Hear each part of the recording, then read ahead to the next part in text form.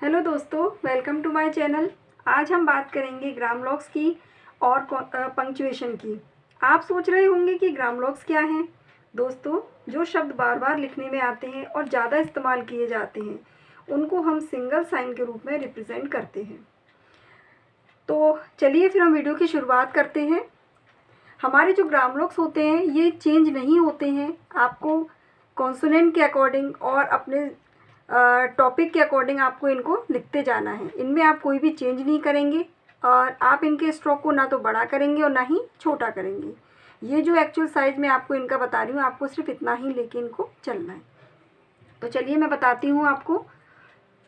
सबसे पहला है हमारा ए एन, दोनों को ही हम डॉट से रिप्रेजेंट करेंगे।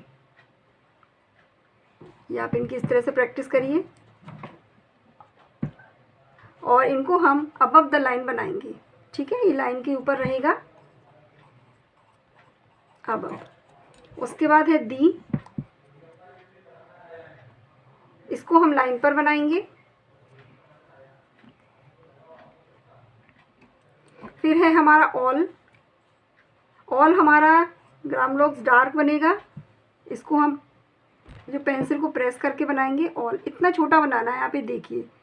जैसे आप किसी भी शब्द के साथ में डैश का यूज़ करते हैं तो डैश का आप इतना छोटा सा साइन बनाते हैं, तो सिर्फ इतना ही आपको इसको बनाना है।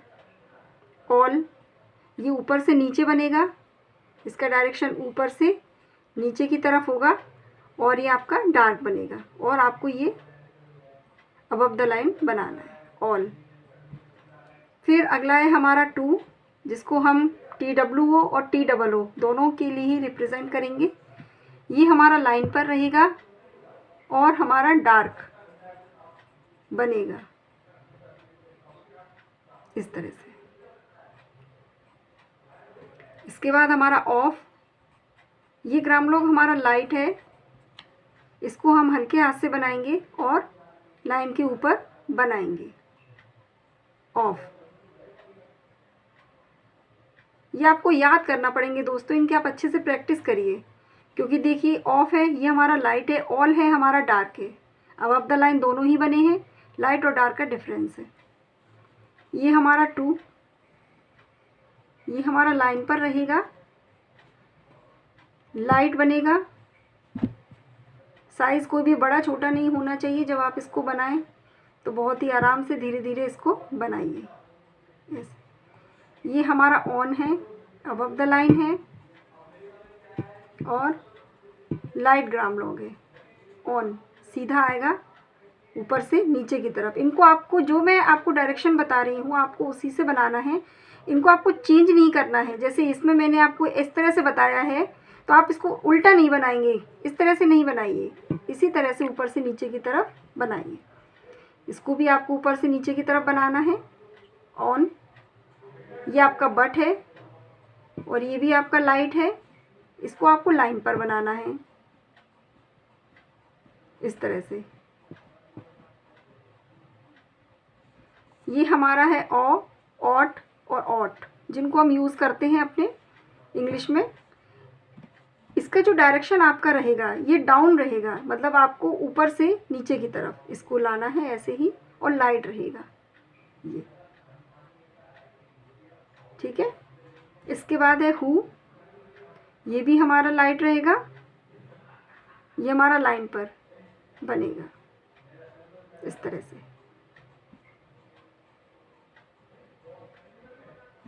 ठीक है।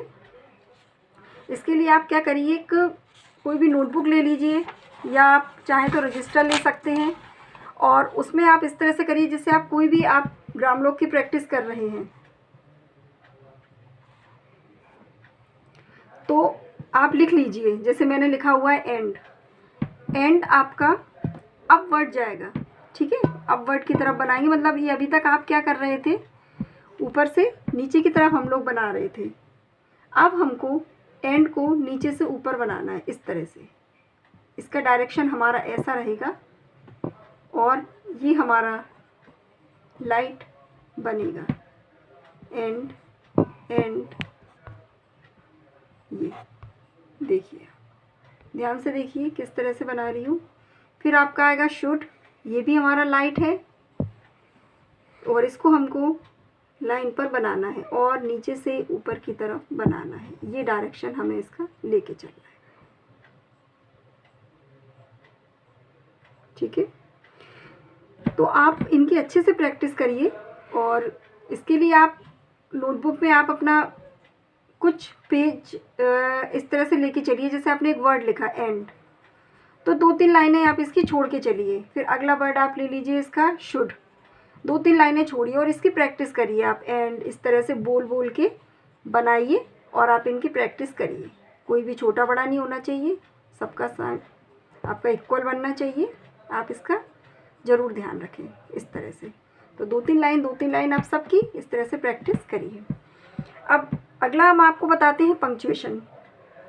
हम कोई भी लैंग्वेज लिखते हैं तो हम उसमें पंक्चुएशन का यूज़ करते हैं। जैसे हमारा फुल स्टॉप है, डैश है, कोमा है, इन्वर्टेड कोमाज है ना, इंट्रोगेशन है। तो हम आपको चलिए ये और बताते हैं पंक्चुएशन के बारे में। तो इसमें हम शॉर्ट हैंड में जो फुल स्टॉप का यूज़ करते हैं दोस्तों, ये हम क्रॉस यूज़ करते हैं। जैसे हम क्रॉस बनाते हैं, ये छोटा साइन बनाएंगे, ज़्यादा बड़ा नहीं बनाएंगे। जो हमने ग्रामलॉग्स में बनाए हैं केवल हम उतने ही साइज़ का यूज़ करेंगे। क्रॉस इस तरह से हमारा फुल स्टॉप है। अब हम डैश का यूज़ करते हैं। 2 वर्ड को जोड़ने के लिए जो हम डैश लगाते हैं, हम उसको ऐसे लिखते हैं अपने इंग्लिश में। इसमें आपको इस तरह से बनाना है लाइन पर।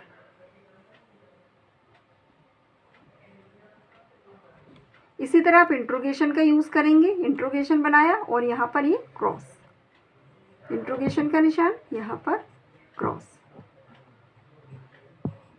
ठीक है, एक्सक्लेमेशन के लिए आपको ये लाइन बनाना है। मतलब सिंपल है, जहाँ पर आप ये आप यूज़ जो करते हैं अपनी इंग्लिश में, इसकी जगह आपको क्रॉस का यूज़ करना है। ठीक है, ये आप समझ लीजिए क्रॉस।